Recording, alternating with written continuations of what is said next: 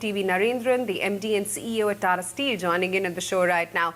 Mr. Narendran, afternoon. Thanks for joining in. We're seeing a steady recovery in the Indian economy, and that's only, amply evident in your financials as well. Do you think that India has managed to recover faster than you may have anticipated? Yeah, it certainly is. I think when I look at what we felt like in Q1, I don't think we thought we would recover so fast in Q2 and Q3. So I think the economy certainly done better than we thought 6 months back.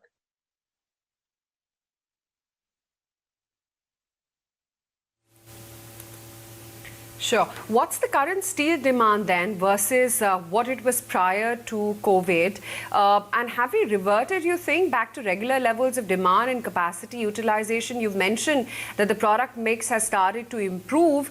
Where is it that you're seeing the fastest demand pickup?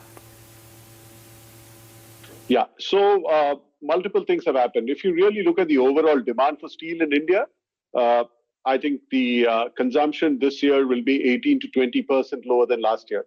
So last year it was close to about 100 million tons. This year it'll be anything between 80 and 85 million tons. Okay, so there is a significant shrinkage in the consumption, and that's largely because of what happened in Q1 and most of Q2 from a lockdown point of view. Right, economic activity was down. Most of our customers were closed, construction sites were closed, and factories were closed. But having said that, the reason why the production numbers have ramped up to 100% in Q2 and continue to be at 100% for us is because we exported. China's recovery was even faster than we thought, even faster than India's and even faster than we had thought.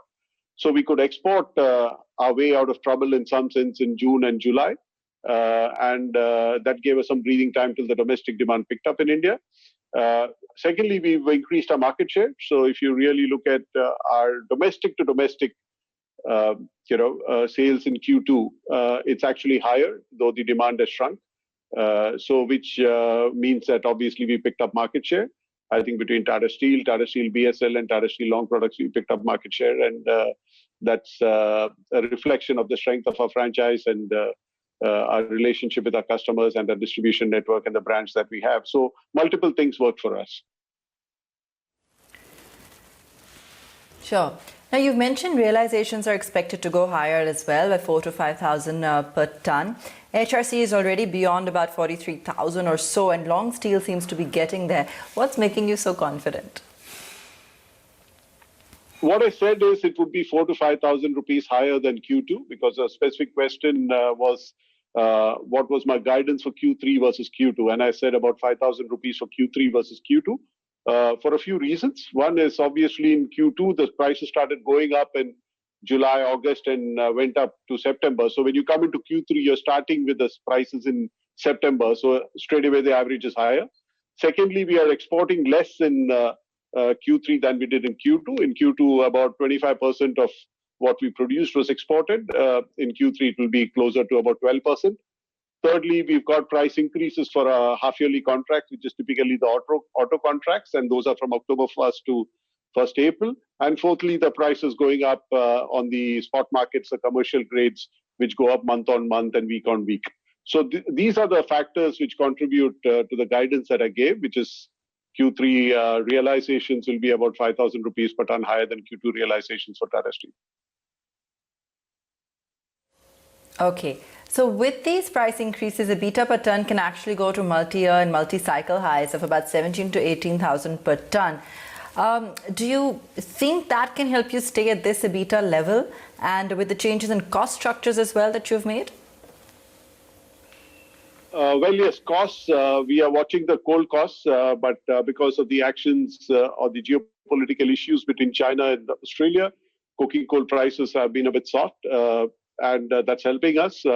So we had forecasted coking coal prices actually to be higher in Q3 and even higher in Q4, but now it looks like it's going to be stable, if not slightly lower. But there is a lag of 2 to 3 months between the coal that we buy and the coal that we use because of shipping times and inventories, etc.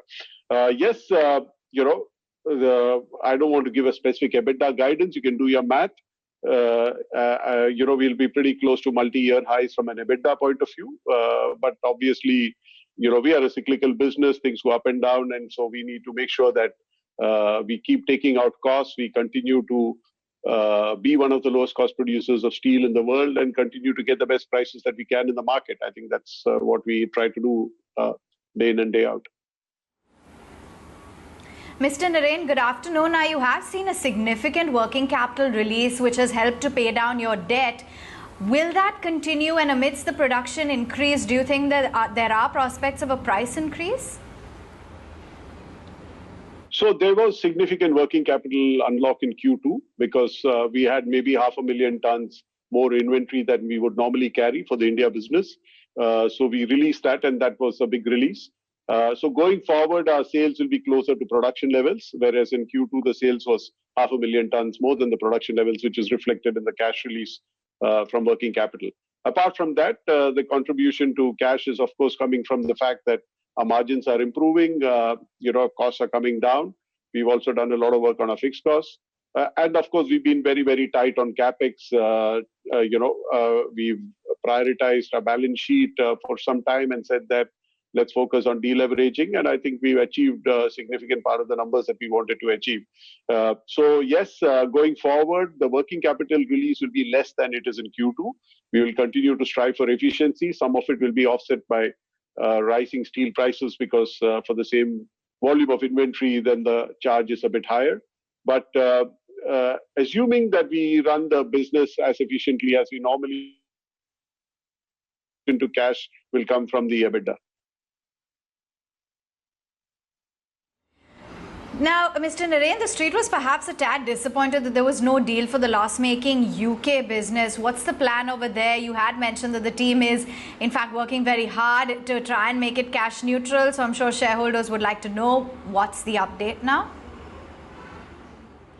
So I think a few points I want to make. One is, as you're aware, Tata Steel has supported this business very significantly over the last 8, 10 years, 12 years, seen it through a few crises. But I think we've reached a stage where obviously the India business cannot support it anymore. And hence a conversation with the government. I think we stood by the business multiple times. The business itself has done a lot of hard work. So we are close to a point where the business is, kind of close to cash neutrality, if I can call it that. But that is not good enough, for the long term for the business. If the business has to be sustainable, then we need the support from the government, and that's been a submission to the government. As a shareholder, we've done what we could over the years, but I think we've reached a stage where we look forward to some support from the government because I think it's a very important part of the value chain in UK. A lot of the auto customers, the construction industry gets its steel from our facility in Port Talbot.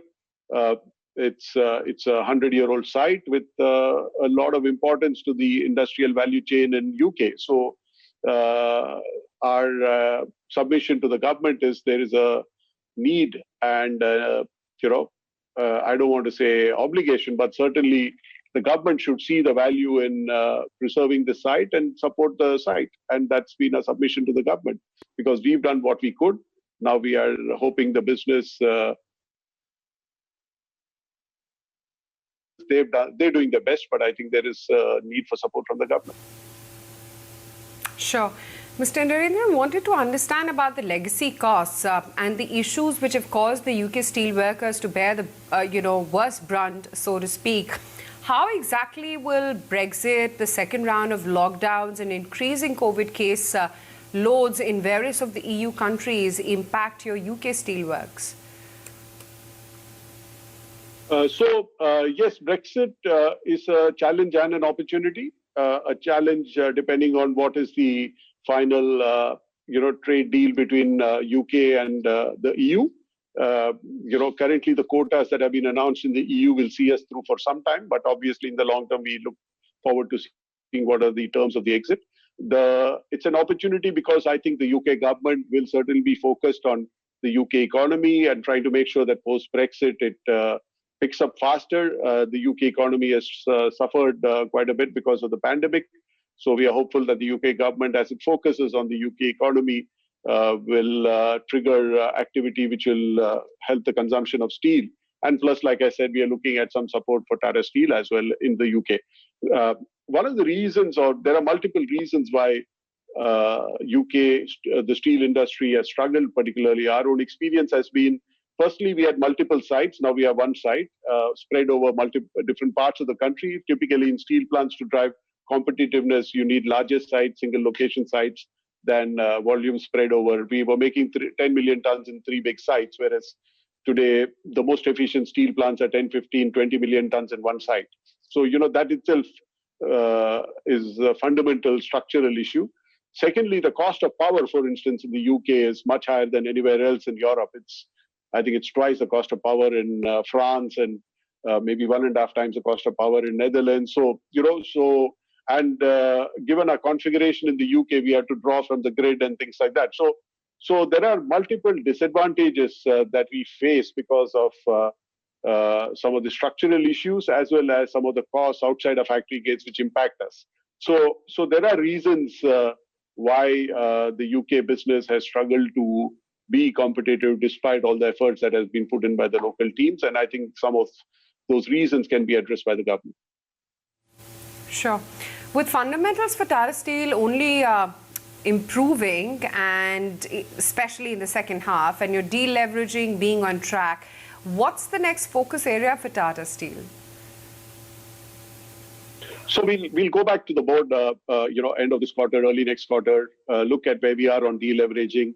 We are, like I said, we've always said that we want to deleverage by at least $1 billion a year from an operational point of view. We did that year before last. Last year was a difficult year because the Indian economy had started slowing down significantly, and globally also things had started slowing down.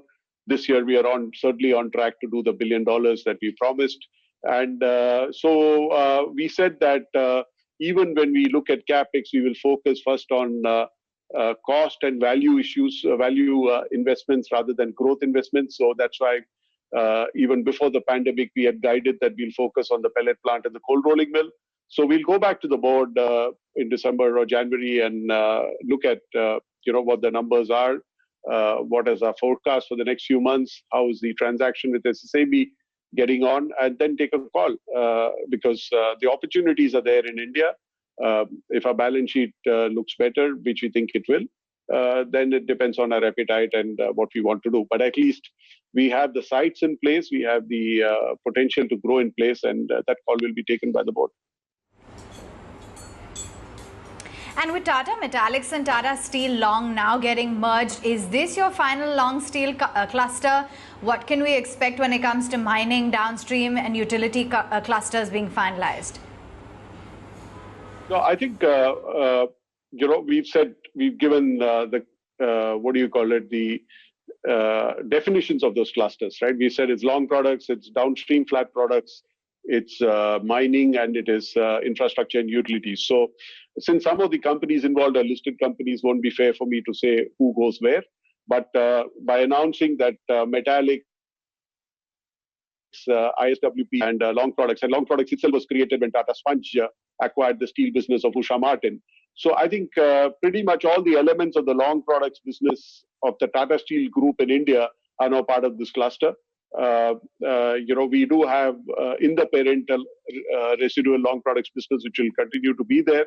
But if I look at the subsidiaries, by bringing in ISWP, Tata Sponge, Usha Martin steel business and metallics, I think we've got all the smaller blast furnace operations and the value-added downstream operations of long products all put together. So I think this cluster is looking good, and this will be the vehicle for any organic or inorganic growth for long products for Tata Steel.